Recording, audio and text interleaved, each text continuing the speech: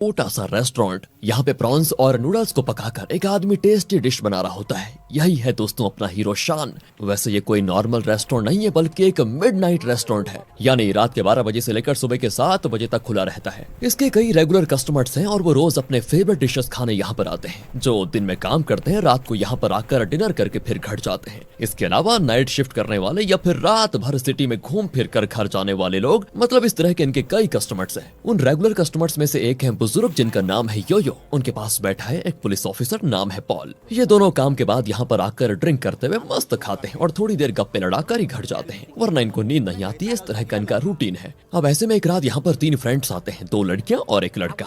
शायद पहली बार इस रेस्टोरेंट में आए हैं, तो पूछते हैं कि यहाँ पर क्या क्या मिलता है। योयो कहता है कि ये उस तरह का ठाट बाट वाला रेस्टोरेंट नहीं है बेटा, यहाँ मेनू कार्ड नहीं होता। वो बोर्ड देखा तुमने, उसी पे लिखा हुआ है यहाँ पर क्या क्या मिलता है। अगर कोई स्पेशल डिश चाहिए तो तुम रिक्वेस्ट कर सकते हो और शेफ बना कर दे देगा। यहाँ पर प्रॉन और नूडल्स के कुछ डिशेस मिलते हैं, इसके अलावा शराब भी मिलता है। पर ये तीनों तो फोन पे लगे रहते हैं दोस्तों। और तब शान आकर पूछता है कि बताइए आपको क्या खाना है। तीनों अलग अलग डिशेस बताते हैं। फिर क्या था, शान बड़े ध्यान से उनके लिए प्रॉन और नूडल्स के डिश बनाकर उसमें कोई मस्त सा सूप डालकर फिर गार्निश करता है। वाह यार, सच में पानी आ रहा है वैसे बोलते बोलते। अगर आपका भी यही हाल है तो एंजॉय कीजिए। उन तीनों कस्टमर्स का भी वही हाल होता है और वो जम के खाते हैं। अब सुबह होने के बाद शान बर्तन और किचन की साफ सफाई करके बचे हुए खाने को उस एरिया के डॉग को खिलाता है। यही इसका रोज का काम है। फिर घर जाकर फ्रेश होता है और मार्केट चला जाता है। वैसे एक बात बताऊं आपको, शान का इस दुनिया में कोई नहीं है, अकेले ही इसकी जिंदगी बसर हो रही है यार। और शायद इसी वजह से ये रेस्टोरेंट ही उसकी दुनिया है। तो मार्केट में वो रेस्टोरेंट के लिए सी फूड, मीट, सब्जियां वगैरह खरीद लेता है और वो रोज इसी औरत की दुकान से ये चीजें खरीदता है। इसका नाम है लिजा।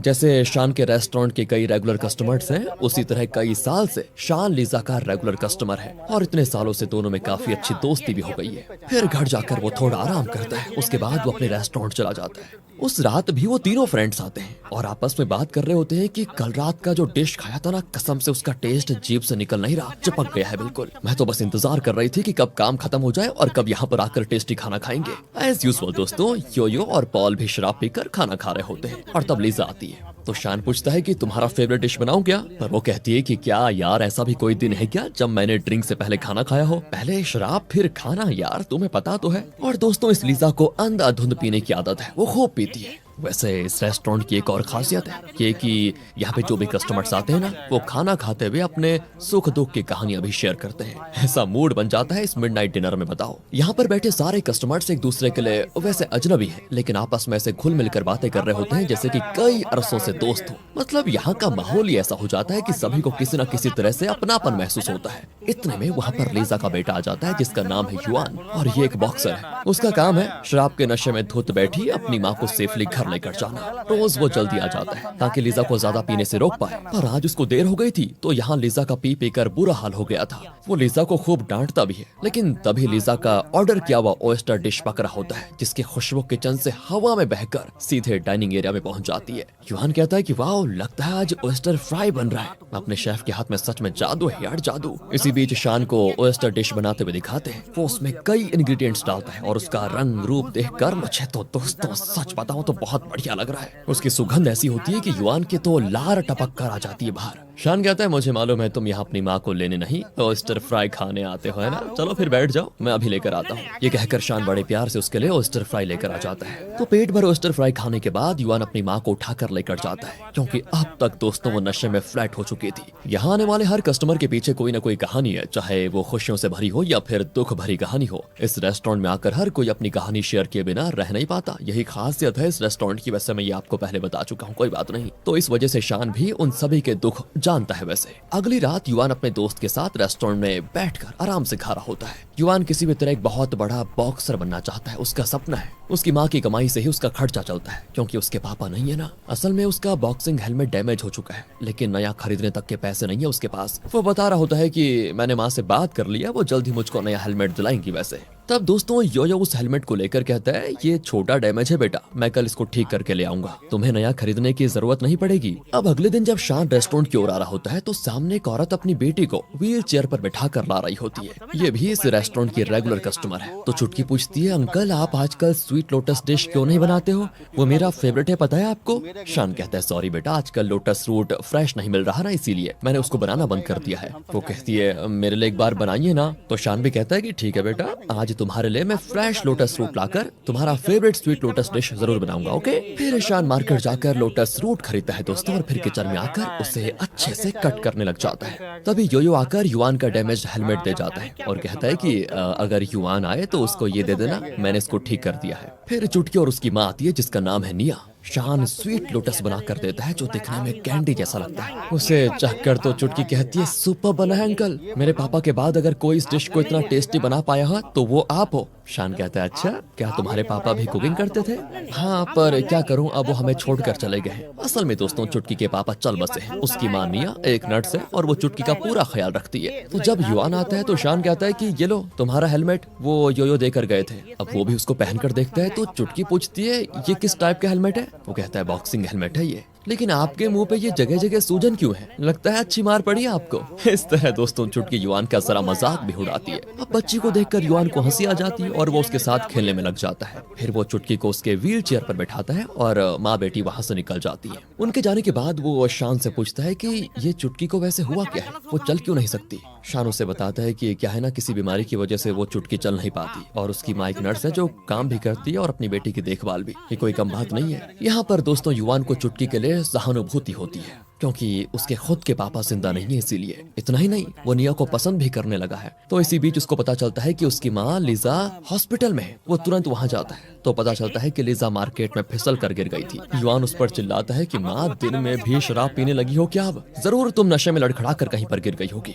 पर दोस्तों बताऊं आपको, सच तो यह है कि अपने बेटे के लिए नया हेलमेट खरीदने के लिए ही वो दोगुना काम कर रही थी। उसी दौरान वो फिसल कर गिर गई थी। अब क्या करें बताओ। पर जब ये सच युआन को पता चलता है ना तो वो शर्मिंदा होता है और खुशी के मारे रोता भी है कि उसकी माँ उसके लिए कितना कुछ कर रही है। इसी बीच युआन की आवाज को सुनकर वहाँ की एक नर्स भागी चली आती है और ये कोई और नहीं, चुटकी की माँ निया है, जिसको देखकर युआन एक फ्लर्टिंग स्माइल करता है। वो भी स्माइल करती है दोस्तों और लगता है दोनों एक दूसरे को पसंद करते हैं। और लिसा तो दोस्तों मन ही मन दोनों का रिश्ता तय कर लेती है। कुछ दिन के बाद वो निया के बारे में सब कुछ पता लगा लेती है और शान से मदद मांगती है कि देखो निया और युआन की जोड़ी कैसी रहेगी। शान तो समझ नहीं पाता कि क्या कहूँ और क्या करना चाहिए मुझे इस पर। अब लिसा कहती है, मैं तुम्हें 2 लेटर्स दूंगी, एक तो तुम निया को दो और दूसरा युआन को दे देना। शान भी आराम से लेटर्स ले लेता है। फिर वो रेस्टोरेंट में चुटकी के लिए स्वीट लोटस बना कर देता है। अब वो जब उसको पढ़ती है ना तो हमें पता चल जाता है कि लिजा ने इस लेटर को ऐसे लिखा है जैसे कि खुद युआन ने इसको लिखा हो। तभी वहाँ पर युआन भी आ जाता है और उसे देखते निया की समझ में नहीं आता कि अब कहूँ क्या मैं। वो भी निया को देखकर बड़ा कंफ्यूज लगता है।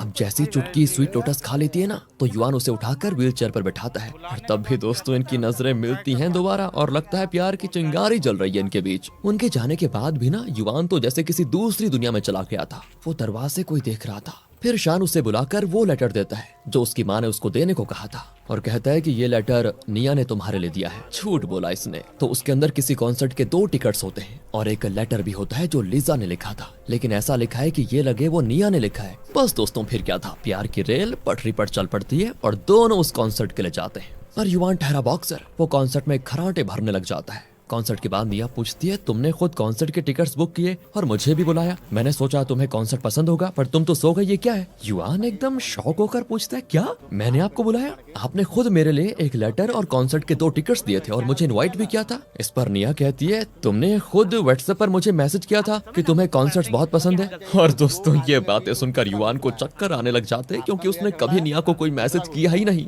और जब निया फोन पर व्हाट्सएप मैसेजेस दिखाती है तब जाकर युआन रियलाइज करता है कि ओह बेटे, ये जरूर मेरी माँ का किया कराया है। उसे बड़ा गुस्सा आता है अपनी माँ पर और वो सीधे शान से सवाल करने जाता है। तो वो कहता है कि देखो भाई देखो, मैंने कुछ नहीं किया, तुम्हारी माँ ने मुझे करने को कहा और एक अच्छे दोस्त के नाते मैंने कर दिया, बस और कुछ नहीं। अब तुम जानो या तुम्हारी माँ जाने। युआन कहता है, नहीं नहीं नहीं, काम तो माँ ने बहुत अच्छा किया है क्योंकि मुझे निया पसंद जो है, लेकिन उनकी हिम्मत तो देखो, मेरी परमिशन के बिना मेरा फोन उठाकर मेरे व्हाट्सएप से उसको ऐसा मैसेज किया जैसे मैंने खुद किया हो। यार ये अच्छा थोड़ी है वैसे, लेकिन अच्छा लगा मुझे। शान कहता है कि देखो तुम्हारी माँ लिजा जो करेगी ना तुम्हारी भलाई के लिए करेगी। सोचो अगर उसने ये सब नहीं किया होता तो तुम तो बस निया को देखकर ही करके रह जाते। उससे बात करने तक की हिम्मत नहीं थी तुम्हारे अंदर। पर अब देखो तुम्हारी माँ की कोशिश से तुम दोनों डेट पर भी चले गए और शायद निया तुम्हें पसंद भी करती होगी। आई मीन करती है। युआन कहता है कि यार पर मुझे नहीं लगता वो मुझे पसंद करेगी क्योंकि मैंने उसे सच बता दिया कि वो व्हाट्सएप मैसेज मैंने नहीं मेरी माँ ने किया था। गड़बड़ी हो गई यार। शान कहता है देखो इतना मायूस होने की जरूरत नहीं है, अपने अगले मैच पे कॉन्सेंट्रेट करो, उसको जीत जाओ और फिर निया को प्रपोज करना। देखना वो तुम्हें जरूर समझ जाएगी। और अब युआन उस मैच के लिए खूब मेहनत करता है और अच्छे से ट्रेन करता है अपने आप को। आखिर मैच का दिन भी आ जाता है। पहले 3 राउंड्स में तो वो खूब मार खाता है, उसकी अंधाधुंध पिटाई होती है दोस्तों, और लगता है उसके मुंह पे पंचर हो चुका है। अब बचा है आखिरी राउंड, ये उसका लास्ट चांस है जीत हासिल करने का। उसे बचपन से लेकर आज तक की हर मुश्किल, हर अपमान, हर मार, हर दुख दर्द, पापा का गुजर जाना, गरीबी में भूखा रहना, उसकी और लिसा की खुदकुशी करने की कोशिश, ये सब याद आ जाती है। और दोस्तों ये सारी चीजें उसके अंदर बिल्कुल ज्वालामुखी की तरह चल रहे होते हैं, जिससे उसमें नया जोश आता है कि अब तक लाइफ में वो चाहे जितनी भी बार हारा हो, लेकिन ये मैच उसको जरूर जीतना होगा। इस तरह का कॉन्फिडेंस उसके अंदर आता है। और कुछ ना सही दोस्तों, ये मैच जीतने से कम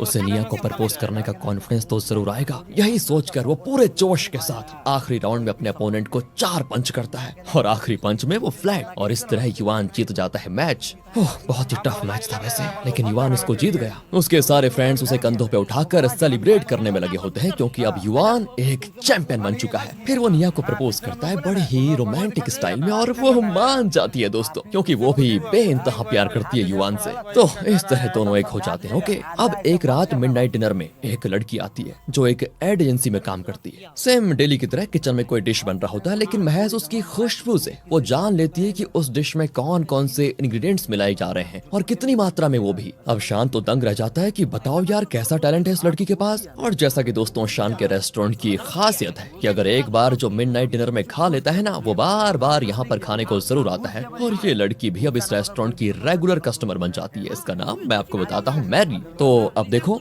कौन कौन हो गए, वो 3 फ्रेंड्स, योयो और बाकी सभी मैरी के साथ यहाँ पर बहुत ही अच्छे से घुल मिल जाते हैं। लेकिन पॉल एकदम चुप बैठा होता है। पॉल दोस्तों वही पुलिस वाला। इसके पीछे की स्टोरी हम आगे आपको जाकर सुनाएंगे। वैसे मैरी की बात कहें तो बहुत ही इनोसेंट लड़की है, और इसे काफी हीन भावना है, यानी इंफीरियोरिटी कॉम्प्लेक्स, क्योंकि उसे लगता है कि वो ओवरवेट है। एंड फिलहाल वो अपना वेट घटाने की पूरी कोशिश कर रही है। असल में जब मैरी कॉलेज में पढ़ती थी ना, तो कॉलेज के बास्केटबॉल चैंपियन पर उसे क्रश था। तो वो बताती है कि उसके इर्द गिर्द हमेशा खूबसूरत लड़कियां होती थी। मुझे लगा कि ऐसे में वो मुझे कभी देखेगा भी नहीं, पर वो सीधे मेरे प्यार में आ गया और अपने बास्केटबॉल पर मेरा साइन मांगने लग गया। उसने कहा कि सिर्फ मुझे तुम पसंद हो। अब मैं तो बड़ी नर्वस हो गई कि ये मुझसे ऑटोग्राफ क्यों मांग रहा है, मेरे में कुछ खास तो है नहीं। तो टेंशन में तो मैं उसके बॉल पर कुछ स्क्रिबल करके भाग गई। उसके बाद कॉलेज की पढ़ाई खत्म हुई और मैंने उस लड़के को कभी देखा तक नहीं। कई साल बीत गए थे। फिर मुझे एक एड कंपनी में जॉब मिली। वहाँ पर 1 साल काम करने के बाद मुझे पता चला कि उस कंपनी का CEO मेरा वही क्रश है। और मुझे यकीन हो गया था कि अगर मैं उसे प्रपोज अब करूंगी तो वो जरूर मान जाएगा, क्योंकि कॉलेज के टाइम में तो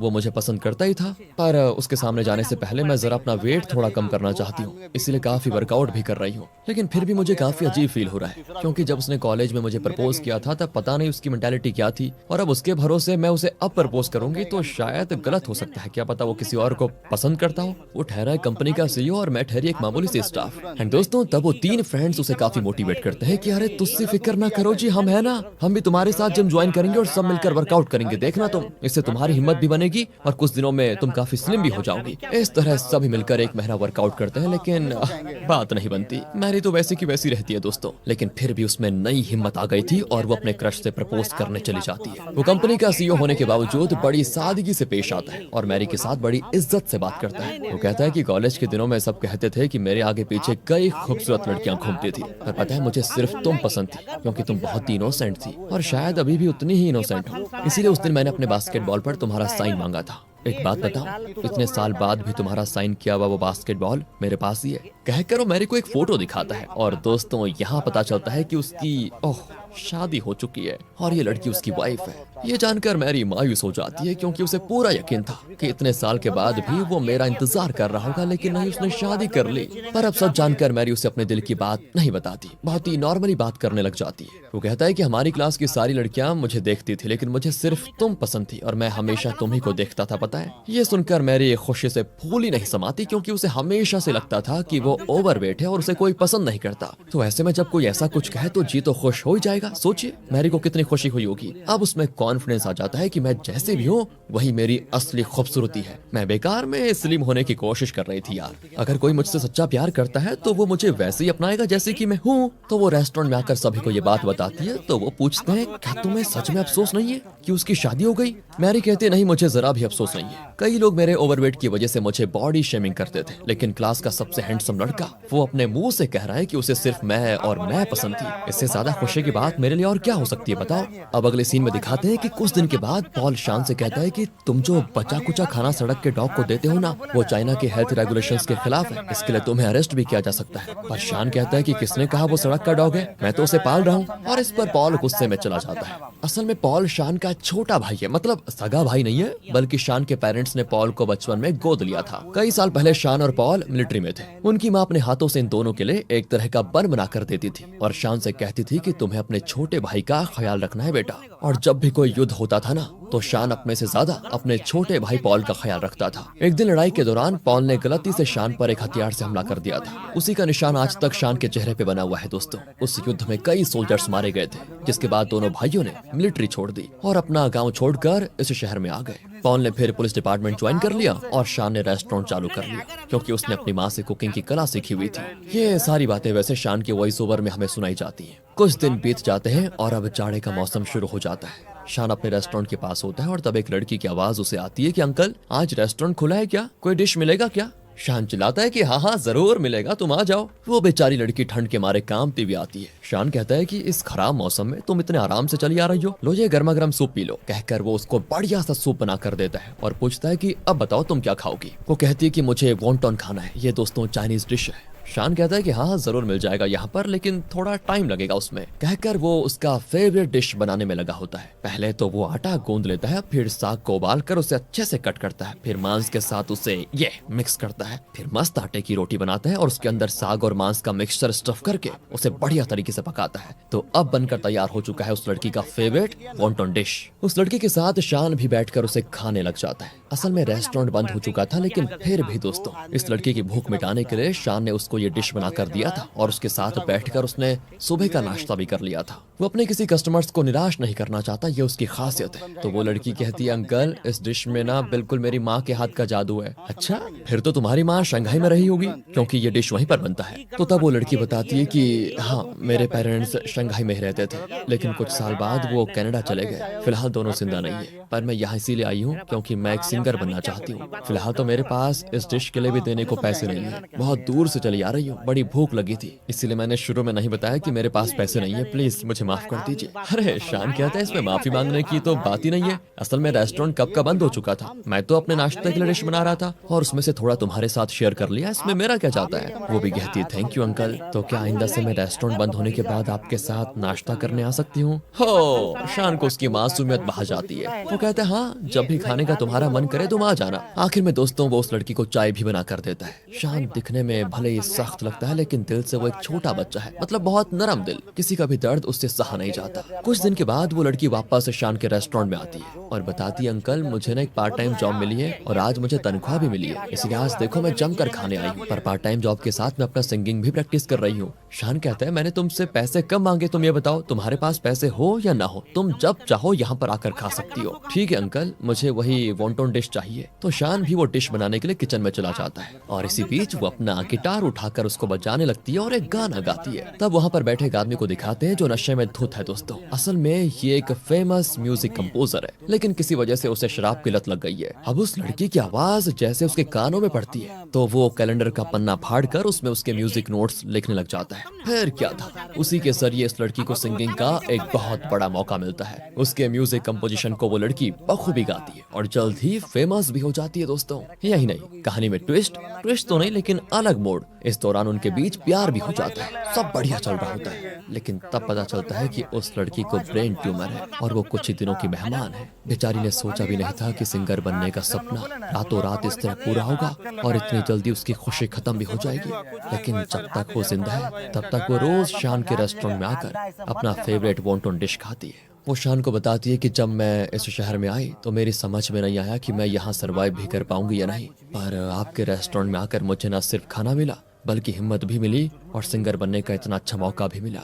आपके हाथ का वो वॉन्टन डिश खाकर मुझे ऐसा लगा जैसे मैं फिर एक बार अपनी माँ की गोद में हूँ। ये कहते कहते वो रोने भी लगती है और इस पर शान भी दोस्तों इमोशनल हो जाता है कि बताओ यार, इस छोटी सी उम्र में इस लड़की को ऐसी जानलेवा बीमारी हो गई। अपने आखिरी दिनों में वो लड़की रोज अपने प्रेमी के साथ यानी उस म्यूजिक कंपोजर के साथ शान के रेस्टोरेंट में आती है और उसके हाथ का बना वो वॉन्टन डिश खाती। और यार आखिर में वो लड़की ना एक दिन दम तोड़ देती है अपना। उसके जाने के बाद वो म्यूजिक कंपोजर उसकी याद में म्यूजिक कंपोज करने लगता है। अब वो शराब भी छोड़ चुका था। वो अक्सर मिडनाइट डिनर में आकर अपनी प्रेमिका का वो फेवरेट वॉन्टन डिश खाकर जाता है। ये सारी बातें शान बहुत इमोशनल होकर हमें बताता है। अब एक दिन शान उस डॉग को ढूंढता है जिसे वो रोज खाना दिया करता था, लेकिन वो डॉग कहीं मिलता नहीं। शान परेशान हो जाता है कि कहीं म्युनिसिपालिटी वालों ने बेचारे को पकड़कर कहीं रख तो नहीं दिया। कुछ महीने के बाद मिडनाइट डिनर में एक लड़की आती है और लगता है दोस्तों ये इस रेस्टोरेंट को बखूबी जानती है। वो एक ऑमलेट मांगती है। शान भी उसे बना कर देता है और पूछता है कि ऑमलेट कैसा बना है। वो कहती है कि पहले जरा कड़वा लगा और फिर मीठा लगने लगा। यहाँ फ्लैशबैक में दिखाते हैं कि इस लड़की का नाम है सुशीला और उसके बॉयफ्रेंड का नाम है चैन। दोनों बचपन से बहुत ही अच्छे दोस्त हैं और गांव में रहा करते थे, लेकिन अब पढ़ाई पूरी करके शहर में नौकरी कर रहे हैं। चैन एक टैक्सी ड्राइवर है और रात भर गाड़ी चलाकर उसे जो पैसे मिलते हैं उसका एक हिस्सा वो अपने घर भेज देता है और बाकी से खुद का खर्चा चलाता है। और सुशीला एक मॉडलिंग चांस ट्राई कर रही है, पर जब तक वो चांस नहीं मिलता वो एक बड़े होटल में रिसेप्शनिस्ट की नौकरी कर रही है। सुशीला वैसे होटल में रहती है, जबकि चैन भाड़े के घर को लेकर रह रहा है। क्योंकि चैन रात भर गाड़ी चलाता है ना, तो वो रोज शान के रेस्टोरेंट में खाना खाता है। एक दिन वो सुशीला को लेकर आता है। उसका फेवरेट डिश है ऑमलेट। शान का बनाया हुआ ऑमलेट खाकर वो कहती है मेरी नानी बिल्कुल ऐसा ही ऑमलेट बनाती थी। यानी कि मैं आपको बताना चाहता हूँ कि शान के मिडनाइट डिनर में जो भी कस्टमर आते हैं उन्हें यहाँ का हर डिश अपने परिवार के किसी न किसी सदस्य की याद जरूर दिलाता है। यही खासियत है इसकी, यही तो है शान के डिशेस की स्पेशलिटी। शायद इसी वजह से इस रेस्टोरेंट के कई रेगुलर कस्टमर्स हैं। चैन कहता है कि पहले तो मुझे एहसास नहीं था कि लोग इस रेस्टोरेंट की तारीफ क्यों करते हैं, लेकिन एक बार मैंने यहाँ के डिशेस टेस्ट किए तब मुझे पता चला कि लोग एक्चुअली में जो कहते हैं बिल्कुल सही कहते हैं। सुशीला एक बहुत ही बड़ी मॉडल बनना चाहती है, जैसा कि मैंने आपको पहले बताया,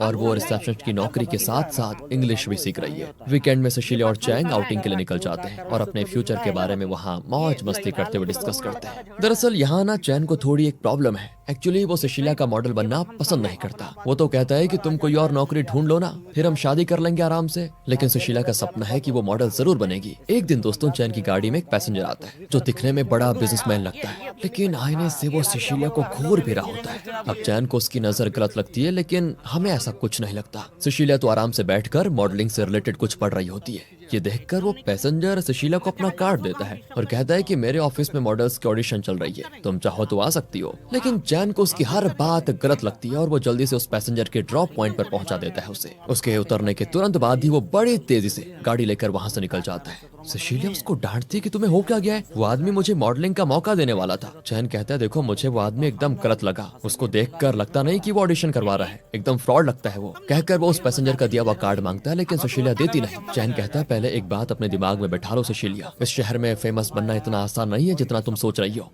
और इस पर सुशीला गुस्सा हो जाती है कि तुम कहना क्या चाहते हो, क्या मुझ में काबिलियत नहीं है, क्या मैं मॉडल नहीं बन सकती। इसी बहस में उन दोनों के बीच दूरियां आ जाती है। अगले ही दिन सुशीला उस आदमी के दिए हुए कार्ड का एड्रेस देखकर वहां ऑडिशन के लिए पहुंच जाती है। वहां पर एक लाइव प्रोग्राम चल रहा होता है जहां लड़कियों को ग्लैमरस ड्रेस में बिठाकर बातें की जाती है। यही है इनका ऑडिशन। हर मॉडल को अपने बारे में कुछ बताना है और उसके आधार पर एक जूरी फैसला करेगी कि किन लड़कियों को सिलेक्ट किया जाएगा। सुशीला भी अपने बारे में कुछ बता रही होती है। ये देखकर चैन को बड़ा गुस्सा आता है, क्योंकि उसे लगता है कि सुशीला को उसे बताकर जाना चाहिए था कि वो कहाँ जा रही है। और तो और दोस्तों, उससे सुशीला का इस तरह ग्लैमरस ड्रेस में होना बिल्कुल अच्छा नहीं लगता। तो जब ऑडिशन खत्म हो जाता है, सुशीला मिडनाइट डिनर आती है। चैन भी उसके साथ होता है। वैसे इनके बीच फिर बहस हो जाती है। चैन कहता है कि तुम्हारे ड्रेस देखकर कितने गंदे गंदे कमेंट्स आ रहे हैं पता है तुम्हें, लेकिन तुम पर बस मॉडल बनने का भूत सवार हो गया है। उसके ताने सुनकर सुशीला चुप कैसे रहती यार। वो भी चिल्लाती है कि अगर मुझे घर में बंद पड़े रहना होता ना तो मैं गाँव में रह जाती। मैं शहर इसीलिए आई हूँ ताकि मैं अपना मॉडल बनने का सपना पूरा कर पाऊँ, और उससे मैं पूरा करके रहूंगी, देखना तुम। तो प्लीज तुम मेरे मामले में दखल मत दो और बस अपना काम पे फोकस करो। इनका झगड़ा देखकर बाकी कस्टमर्स परेशान हो जाते हैं कि अचानक इन लव बर्ड्स के बीच ये कैसा झगड़ा हो गया। एक पॉइंट पर सुशीला को इतना गुस्सा आता है कि वो उठ कर चली जाती है। कई दिन बीत जाते हैं दोस्तों इसके बाद, और इतने दिनों में चैन ने सुशीला को नहीं देखा होता। उसके लिए जैसे वक्त रुक गया था और वो मिडनाइट डिनर में बैठकर बहुत शराब पी रहा होता है। तो यो उसको समझाता है कि अगर दुख भुलाने के लिए हर कोई शराब पीने लग गया तो ये दुनिया शराबी हो जाएगी। शराब किसी मसले का हल नहीं होता। थोड़ा शांत हो जाओ, फिर सुशीला से बात करो। उसका जो भी सपना है उसकी तुम्हें रिस्पेक्ट करनी होगी। यही तो है प्यार। अगर उसे तुम्हारे हिसाब से चलना हो तो उसकी अपनी पहचान का क्या है, उसे समझो, तब जाकर तुम दोनों की लाइफ अच्छी रहेगी। दूसरी ओर दोस्तों, वो आदमी जिसने सुशीला को मॉडलिंग का चांस दिया था, वो उसे 2 साल का कॉन्ट्रैक्ट साइन करने को कहता है, जिस दौरान उसे फौरन जाकर ट्रेनिंग करनी पड़ेगी। कहता है तुम्हें ट्रेनिंग पूरी करनी होगी, तब जाकर तुम एक टॉप मॉडल बन पाओगी। अब सुशीला सोच में पड़ जाती है कि इस पर साइन करूं या ना करूं। तो चैन सुशीला से मिलने के लिए एक रिंग लेकर आता है और बताता है कि मैंने तुम्हें नहीं समझा, इसके लिए प्लीज मुझे माफ कर दो। मैं तुम्हारे और तुम्हारे सपने के बीच में कभी नहीं आऊंगा। देखो, मैं भी बहुत मेहनत करके खुद को तुम्हारे काबिल बनाने की पूरी कोशिश करूंगा। कहकर वो सुशीला को वो रिंग देता है और पूछता है, क्या तुम मुझसे शादी करोगी? और ये क्या यार, सुशीला ना हाँ करती है और ना करती है। वो एकदम से टूटकर रोने लगती है कि तुम्हारे बिना मेरी जिंदगी अधूरी है। ये मैं मानती हूँ, लेकिन मुझे अपना सपना पूरा करने के लिए 2 साल के लिए फौरन जाना होगा। तो शादी की बात फिलहाल मैं सोच भी नहीं सकती। मुझे एक बहुत बड़ी मॉडल बनना है और उस सपने को पूरा करने के लिए मुझे थोड़ा वक्त चाहिए। इसीलिए जल्दबाजी में शादी की बात करना ठीक नहीं होगा।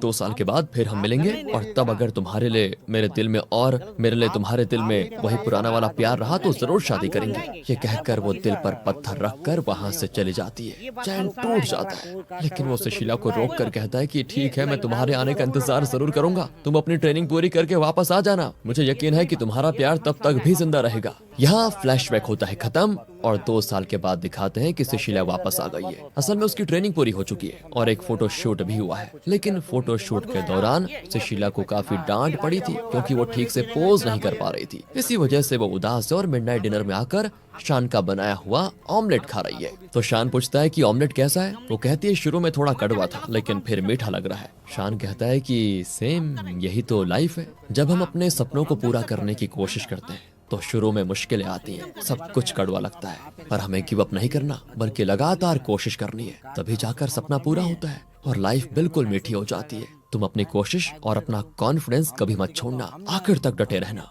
उसकी बातें सुनकर सुशीला को थोड़ी हिम्मत आती है, लेकिन दोस्तों अब भी उसके अंदर उदासी छाई है। वो बाहर निकलकर चलने लग जाती है तो एक टैक्सी उसके पीछे आकर खड़ी होती है। ओ, ये कोई और नहीं चैन है, जिसे देखकर सुशीला की आंखों में खुशी के आंसू आ जाते हैं। इन 2 सालों में उसे डर था कि मॉडलिंग का सपना एक तरफ पूरा नहीं हो रहा, कहीं उसका प्यार भी खो ना जाए। लेकिन अब उसे एहसास हो जाता है कि चाहे वो लाइफ में कुछ भी खो दे, लेकिन चैन उसे छोड़कर कभी नहीं जाएगा। वो अपना प्यार कभी नहीं खोएगी। मतलब इस तरह दोनों एक हो जाते हैं। यहाँ से उस बेचारे डॉग को दिखाते हैं जिसे शान रोज खाना देता था। वो आज बहुत दिनों के बाद मिडनाइट डिनर के पास आया है और शान उसको खाना दे रहा होता है। तभी पॉल वहाँ पर 3 पीलों को लेकर आता है। वो बताता है कि इस डॉग को म्युनिसिपालिटी वाले पकड़ कर ले जाने वाले थे, लेकिन उनके आने से पहले मैं इसे अपने घर पर लेकर गया और वहीं से पालने लगा। फिर पता चला कि ये प्रेग्नेंट है, ये इसी के पिल्ले हैं। उस दिन पॉल गुस्से में मिडनाइट डिनर छोड़कर चला गया था, लेकिन अब उसका ये सरप्राइज शान को बड़ा अच्छा लगता है। यहाँ से सीधे सुशीला को दिखाते हैं। उसने जो फोटो शूट किया था उसकी फोटोज दोस्तों हर तरफ छपे होते हैं,